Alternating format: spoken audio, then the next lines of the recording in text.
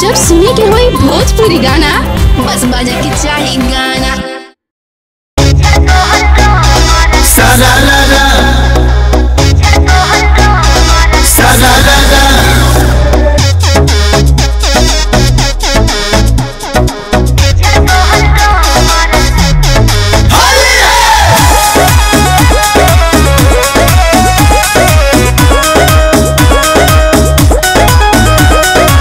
फगुओ के दिन केहू करेला जैसे अपना जीजा जी संगे करता रु जैसे हम ठीक करतनी बुझनी।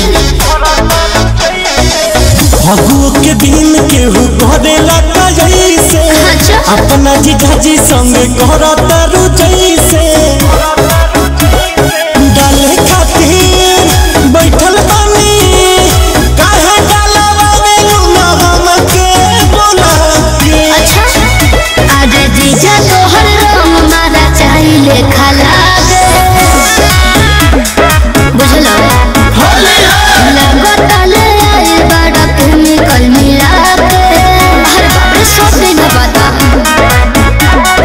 जीजा तोहर रंग मारा चाहिले खाला दे लगताले आए बड़ा केमिकल मिला के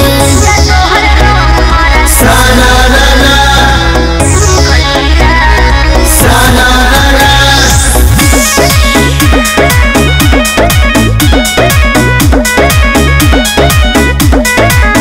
छोड़ जाए दाय साली खिसियाइल ना जला मन करता रुअतना भाव खाइल ना जला। हो तू तो घात कइले बाड़ो जीजा जी गंदा बात कइले बाड़ो जीजा जी। तोहरा के देखल तोहरा के देखो तो गजब फीलिंग जागे। आई हो दादा जीजा तोहर रंग मारा चाहिले खाला दे ओहो लगताले आइल बाड़ो केमिकल मिला के जीजा तोहर रंग मारा चाहिले खाला दे लगताले आइल बाड़ो केमिकल मिला के।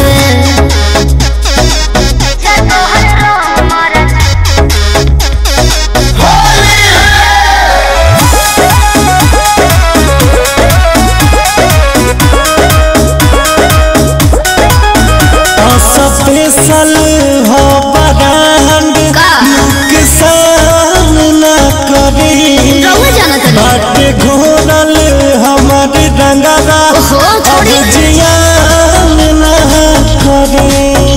ना छोड़ो लो से छूटे जीजा जी लहर दहिया में उठे जीजा जी। दूरे दूरे भागे लूंगा दूरे दूरे भागे लूंगा अपना तेरा के। सुनिए आज जीजा तोहर रंग मारा चाहिले खाला दे बुझलो लगताले आए बड़ा केमिकल मिला के हर बार सब दिन बता जीजा तोहर रंग मारा चाहिले खाला दे लगताले आए बड़ा केमिकल मिला के। डाले खातिर बैठल बानी काहे डालवावे ना हमके बोला के। आज जीजा